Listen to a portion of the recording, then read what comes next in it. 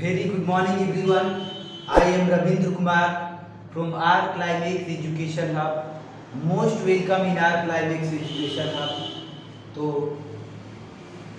Mathematics class 10th का लगातार video provided करा रहे हैं। इसको ध्यान में रखते हुए अभी तक जो है pair of linear equation two variable chapter 3 तक पहुंच चुके हैं। चैप्टर 3 इसमें पार्ट 9 तक प्रोवाइडेड कराए गए थे। इसके बाद पार्ट 10 में एनसीईआरटी के क्वेश्चन प्रोवाइडेड पहले कराए जा रहे हैं। तो एक्सरसाइज 3.5 तक एक्सरसाइज जो है एक्सरसाइज 3.4 तक हो चुके थे। इसमें एक्सरसाइज जो है 3.5 एनसीईआरटी का सॉल्यूशन पहले दिया जा रहा है। तो ध्यान दें एक्सरसाइज 3.5 इसमें मेथड ऑफ क्रॉस मल्टीप्लिकेशन पर बेस्ड क्वेश्चन है। तो उस क्वेश्चन की तरफ चलते हैं। तो ध्यान देंगे यहाँ पर क्वेश्चन नंबर 1 बताया जा चुका था कि किस प्रकार से मेथड ऑफ क्रॉस मल्टीप्लिकेशन को यूज करते हैं। एक बार फिर हम रिमाइंड करा दे रहे हैं। तो क्वेश्चन नंबर 1 पहले चेक करना है कि यूनिक सॉल्यूशन है, नो सॉल्यूशन है, इनफिनिटी यूनिक सॉल्यूशन है। यदि यूनिक सॉल्यूशन है तो उसको मेथड ऑफ क्रॉस मल्टीप्लिकेशन का यूज करते हुए सॉल्व करना है। तो हम ध्यान देंगे तो ऐसे केसेस को हम देखते हैं।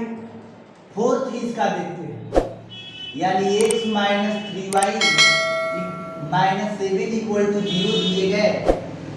3x minus 3y minus 15 equal to 0 दिए गए हैं। तो हम क्या करते हैं कि a1 बाई a2 को चेक करते हैं, यानी 1/3 और b1 बाई b2 को चेक करते हैं। तो ये आएगा -3/-3, ये कट जाएगा, ये 1/1 आएगा, 1/1।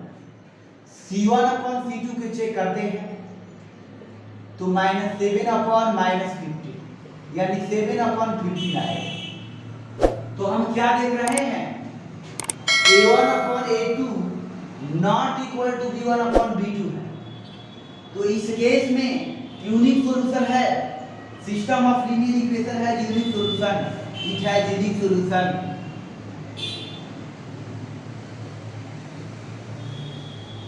यूनिक सॉल्यूशन ये तो क्लियर समझ में आ रहा है कि इसका ये यूनिक सॉल्यूशन है।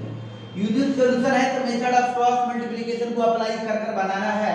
तो ध्यान देंगे x इक्वल टू क्या फार्मूला होता है, इसका डेरिवेशन भी कराया गया था। x equal to b1c2 minus b2c1 upon a1b2 minus a2b1। तो ध्यान देंगे b1 क्या है तो पहले हम लिख लेते हैं। a1 जो है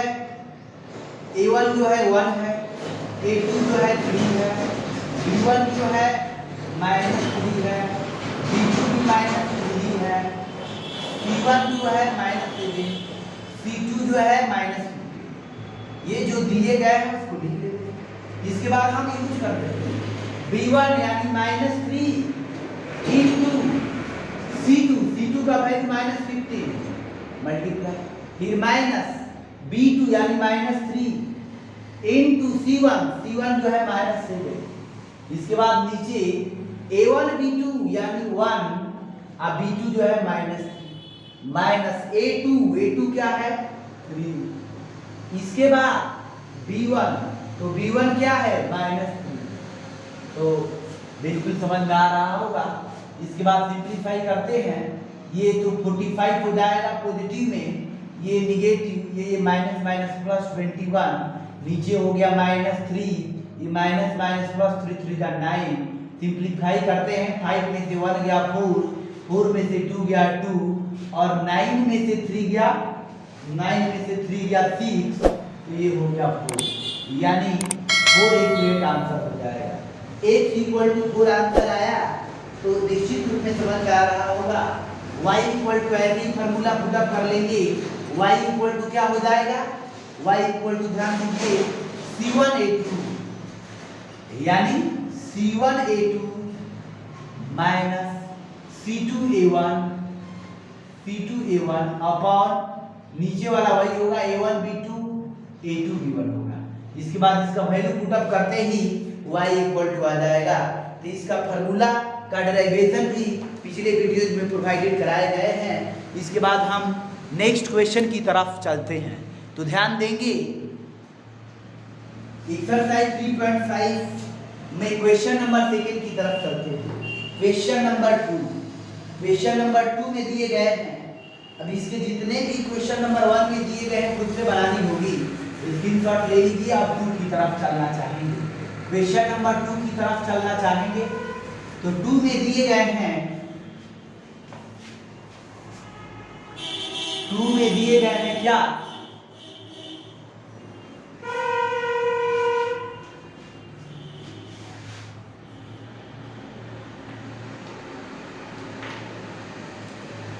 क्वेश्चन नंबर 2 में 2 का first, for which value of A and B, A और बी का किस वैल्यू के लिए does the following pair of linear equation have an infinite number of solution. ये वेरी इंपॉर्टेंट क्वेश्चन है। तो इसमें 2 का फर्स्ट देखते हैं।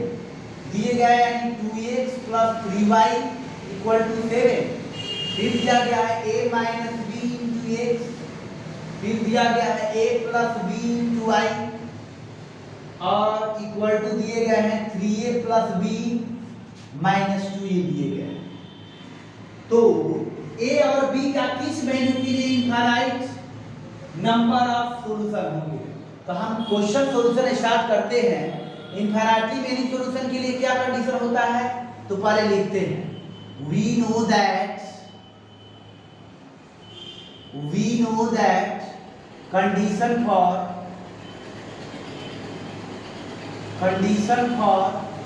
infinitely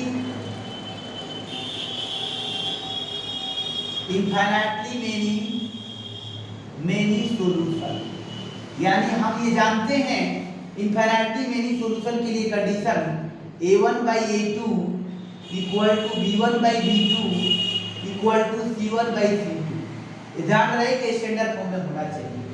तो ध्यान देंगे यानी a1 के स्थान पर 2 है, a2 के स्थान पर a - b है, इक्वल टू b1 के स्थान पर 3 है, b2 के स्थान पर a + b है। इसके बाद c1 के स्थान पर इसको -7 करते हैं, इधर करते हैं -3a + b - 2, दोनों तरफ माइनस है यानी इस साइड लाएंगे तो -7, इसको इस साइड लाएंगे तो 3 होगा। a और b ध्यान दीजिए ये सब इक्वल है। तो इससे भी हम 2 इक्वेशन बनाना चाहेंगे, उसको हम सिंपलीफाई इस प्रकार से करते हैं। तो देखिए ये और ये बराबर है, या इसको बराबर ले ले, या इसको बराबर ले, या इसको बराबर। तो हम कोई इक्वेशन लेते हैं, पहले लेते हैं यानी 2/a - b = 3/a + b लेते हैं। इसके बाद हम क्रॉस मल्टीप्लिकेशन करते हैं तो क्या पाते हैं? ये हो जाएगा 2a, ये हो जाएगा 2b, ये हो जाएगा 3, ये हो जाएगा -2। अब कैलकुलेशन करने के बाद ये प्राप्त करते हैं, कि 2b और ये -+3 यानी 5b हो जाएगा। इधर हो जाएगा 3a में से 2a जाएगा, a हो जाएगा, a = 5b आ गया। ये इक्वेशन 1 हो गया। फिर इसके बाद दूसरा इक्वेशन बना लेते हैं, यानी इसको इसके इक्वल या इसको। तो ध्यान दीजिए यानी 3/, नाउ अब इसको लेते हैं 3/a + b = ये माइनस से खत्म ही कर लें, ये 3a + b - 2। इसके बाद हम क्रॉस मल्टीप्लिकेशन कर लेते हैं तो ये हो जाएगा क्या 3 3 या 9a, इसके बाद 3b हो जाएगा, 3 2 6 -6 हो जाएगा, ये 7a + 7b हो जाएगा। तो ध्यान दीजिएगा ये हो जाएगा 9a में से 7a गया, 2a आ गया। इसके बाद 7b, ये -6 7b, ये हो जाएगा 3b गया, 7 में से 3 गया 4b, ये उधर जाएगा तो माइनस होगा ही। अब हम क्या करेंगे, ये दूसरा इक्वेशन प्राप्त हो गया है तो हम क्या करते हैं, दोनों को सिंपलीफाई कर देंगे, ये और भी क्या आएगा a का वैल्यू यानी a इक्वल टू 5b जब है तो a के स्थान पर पुटअप कर दे 2 into 5b minus 6 equal to 4b। Calculation करते हैं, ये 10b माइनस 6 ये हो गया 4b। इसको हम इधर कर लेते हैं, 10 में से 4 गया 6 ये b और उधर हो गया 6 ये कैंसिल। इसका मतलब b इक्वल टू 1 है। b इक्वल टू 1 निश्चित रूप में समझ में आ गया होगा, ये वेरी वेरी इंपॉर्टेंट क्वेश्चन है। तो b इक्वल टू 1 प्राप्त हो गया, यानी b इक्वल टू जो है 1 प्राप्त हो गए हैं। इसके बाद ऐसे ही a भी निकालेंगे, तो a इक्वल टू 5b है, तो a इक्वल टू 5 इंटू 1 तो a इक्वल टू 5 आ गया। a और b दोनों का वैल्यू निकालना था, तो ये वेरी वेरी इंपॉर्टेंट क्वेश्चन है एग्जाम के लिए। स्क्रीनशॉट ले लेंगे, इसको थोड़ा ध्यान में भी रखना होगा। इसके बाद जो है हम नेक्स्ट क्वेश्चन की तरफ चलते हैं। क्वेश्चन नंबर इसी का सेकंड है। क्वेश्चन नंबर सेकंड दिया गया 2 का 1 और 2 का सेकंड भी ऐसा ही कर लेनी होगी। इसमें 2 का सेकंड में कंडीशन दिया गया है कि इसके लिए जो है नो सॉल्यूशन का कंडीशन दिया है, कंडीशन फॉर नो सॉल्यूशन।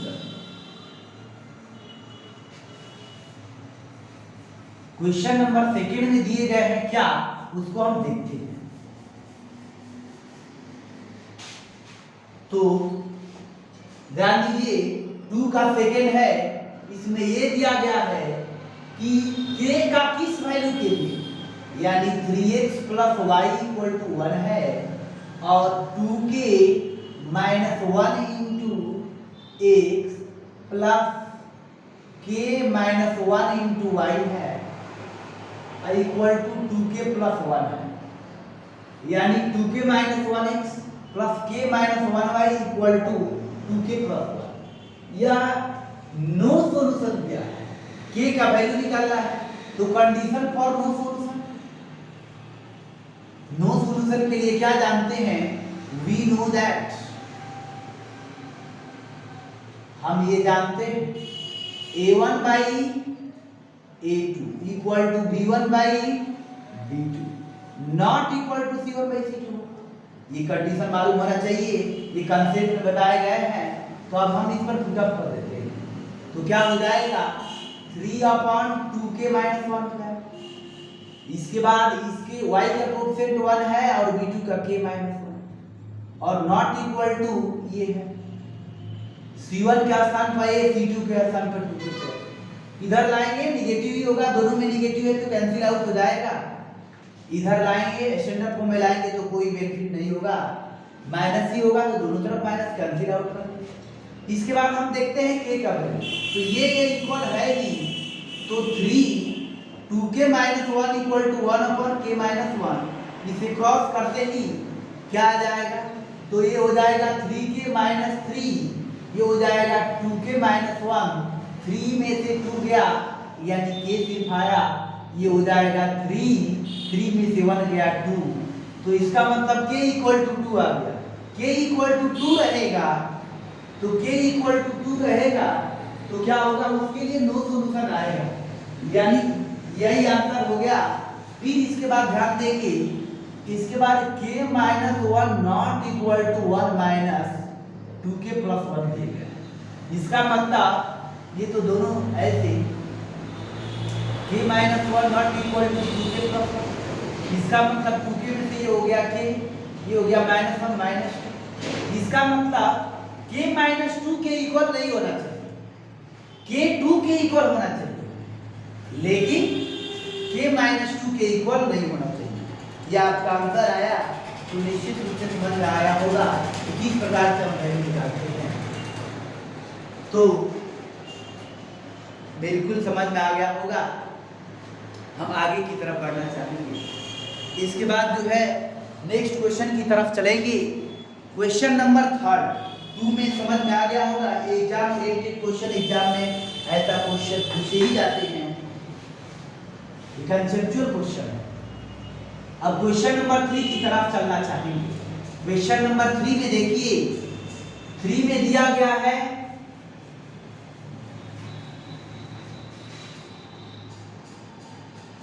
3 में दिए गए हैं कि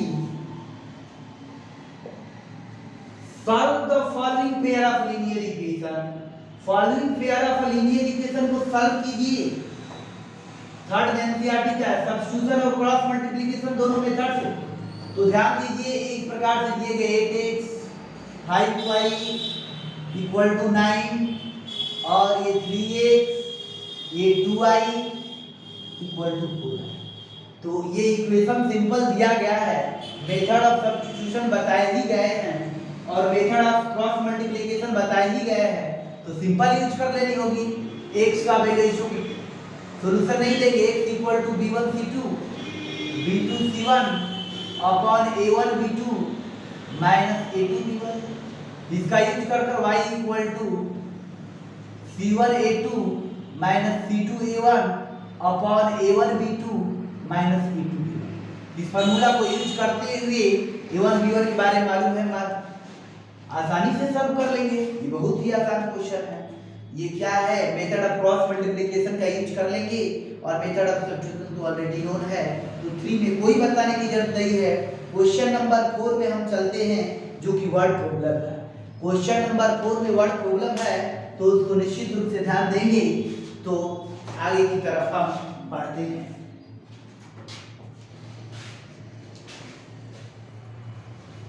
फोर में इस प्रकार से दिए गए हैं, ये वर्ड प्रॉब्लम है। उस वर्ड प्रॉब्लम का, इस वर्ड प्रॉब्लम का हम अलजेब्रिक फॉर्म देंगे और किसी भी मेथड से, method of elimination, method of substitution, method of cross multiplication, किसी भी मेथड से आप इसको सॉल्व कर सकते हैं। लेकिन यहाँ पर सारे मेथड के बारे में बता दिया गया है कैसे सॉल्व करना है। अब वर्ड प्रॉब्लम दिए गए हैं 4 में, क्वेश्चन नंबर 4 में जो है 5 वर्ड प्रॉब्लम दिया गया है।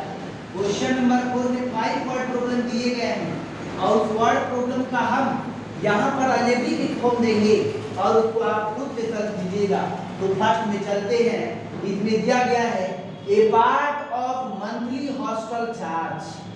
मंथली हॉस्टल चार्ज जो है एक फिक्स है, मंथली हॉस्टल चार्ज जो है एक भाग फिक्स है और दूसरा भाग जो है the remaining depend on number of days one has taken food in the mess. और दूसरा भाग ये है कि जितना दिन भोजन मेस में करते हैं उस प्रत्येक दिन का उस पर डिपेंड है, लेकिन फिक्स चार्ज वो फिक्स है सबके। व्हेन ए स्टूडेंट ए, एक स्टूडेंट ए टेक फूड 20 डेज यदि भोजन लेता है, एक स्टूडेंट ए है 20 दिन भोजन लेता है, इसके लिए 1000 रुपीज पे करना पड़ता है। यानी इसका मतलब फिक्स हॉस्टल चार्ज ओ और पर डे डिपेंड है ओ, दोनों मिलकर, जो निश्चित रूप में समझ में आ रहा होगा। इसके बाद स्टूडेंट बी जो है वह जो है 26 डेज भोजन लेता है, इसके लिए 1180 रुपीज पे करता है। तो क्या होगा, तो let the fix charge be x, इसमें क्या कर लेंगे, let the fix charge be x and और क्या है, cost of food per day and cost of food per day be y, 100 रुपये का वाई। इसके बाद हम क्या करते हैं, कंडीशन फर्स्ट, यानी according to question, according to question क्या दिए गए हैं कंडीशन फर्स्ट में, कंडीशन फर्स्ट में दिए गए हैं कि 20 दिन के लिए 1000, इसका मतलब फिक्स चार्ज है। एक दिन के लिए वाई तो 20 दिन के लिए 20 वाई, कितना रुपीज, 1000 रुपीज। एक इक्वेशन हुआ। कंडीशन सेकंड चलते हैं, कंडीशन सेकंड में क्या होगा, सेकंड में दिए गए हैं फिक्स चार्ज है 26 डे के लिए, 26 बाई 1180 रुपीज। तो सेकंड इक्वेशन, इस दोनों इक्वेशन को हम सॉल्व करेंगे, किसी भी मेथड से सॉल्व कर सकते हैं। तो मेथड ऑफ एलिमिनेशन या क्रॉस मल्टीप्लिकेशन या सब्स्टिट्यूशन, किसी से भी करेंगे तो आंसर प्राप्त होगा। अब हम इसके बाद अगला क्वेश्चन की तरफ ध्यान देंगे तो आगे की तरफ बढ़ना चाहेंगे। सेकेंड की तरफ चलेंगे, सेकेंड में क्या दिए गए इसको सॉल्व कर लेना होगा, फिर आगे की तरफ क्वेश्चन नंबर सेकेंड में क्या दिए गए हैं तो देखते हैं। सेकेंड में ये दिए गए हैं कि एक फ्रैक्शन है, एक फ्रैक्शन 1/3 हो जाता है when 1 is subtracted from the numerator। यदि न्यूमरेटर में से 1 माइनस करते हैं तो वह फ्रैक्शन 1/3 हो जाता है।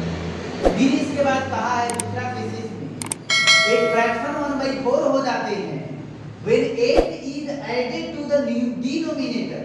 यदि डिनोमिनेटर में 8 ऐड किए जाते हैं तो 1/4 हो जाता है। तो अब फ्रैक्शन क्या है निकालना है। let the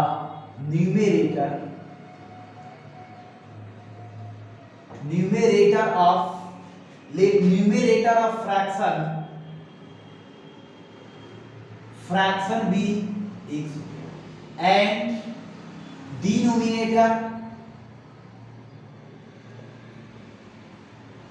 denominator of fraction be y। then fraction क्या होगा x अपॉन y, क्योंकि फ्रैक्शन है। देन फ्रैक्शन विल भी डाल सकते हैं, इसके बाद हम क्या लेते हैं कंडीशन फर्स्ट लेते हैं, यानी फ्रैक्शन ये है, कंडीशन फर्स्ट है,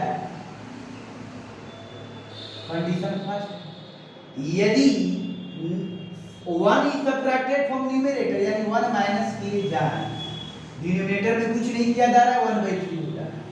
एक इक्वेशन तो आसानी से बना, क्रॉस करते हैं ये हो जाएगा 3x - 3y हो जाएगा, यानी 3x - y = 3। इसके बाद हम कंडीशन सेकंड की तरफ चलते हैं। कंडीशन सेकंड क्या है कि एक फ्रैक्शन जो है, एक फ्रैक्शन 1/4 हो जाता है यदि डिनोमिनेटर में 8 ऐड किए जाए, यानी इसमें 8 ऐड किया जाए 1/4 हो जाता है। तो ध्यान दीजिए इसमें भी क्रॉस करेंगे तो ये हो जाएगा 4x, ये y + 8 यानी 4x - y = 8। सेकेंड इक्वेशन हो गया। इक्वेशन फर्स्ट और सेकंड को सॉल्व करेंगे तो x और y का वैल्यू आएगा, अब फ्रैक्शन x/y आएगा। तो method of elimination, method of cross multiplication, method of substitution किसी का भी यूज कर बना सकते हैं। अब हम नेक्स्ट क्वेश्चन का वीडियो जो है, नेक्स्ट क्वेश्चन का वीडियो नेक्स्ट वीडियो में ही प्रोवाइडेड कराना संभव हो पाएगा। तो ध्यान दीजिए आज HW दिए जा रहे हैं कि एक्सरसाइज 3.5 तक कंप्लीट सॉल्व कर लेनी होगी। तो ध्यान देंगे आप लोग, अपना रिस्पांसिबिलिटी समझे, रेगुलर बेसिस पर सॉल्व करें, हम आपकी बिल्कुल काफी नजदीक है। तो ध्यान दीजिए, टेक केयर।